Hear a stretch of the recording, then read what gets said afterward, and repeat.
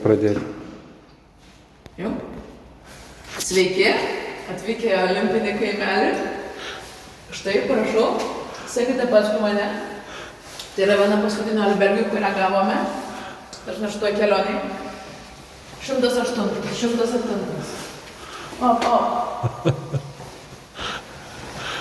O. Ir gavom kambariuką, gavom korteles. Čia pamirštas dalykas.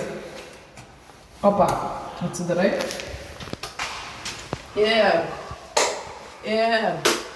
kambariukas. Lavytės, nieko naujo. Bet žinot, kas geriausia? Kad radiatorius 100% šildo ir kad karštas vanduo tiesiog įjungia ir bėga. Aš buvau pamiršus, kad yra tokia prabanga. Aš net nenorėjau galvos plauti, bet galvoju, blema, taip gerai bėga vanduo. Ir suplauti galvą. Tai štai, vadinasi hunta. Opa. Prašau. Taigi, užsidarome ir judame toliau.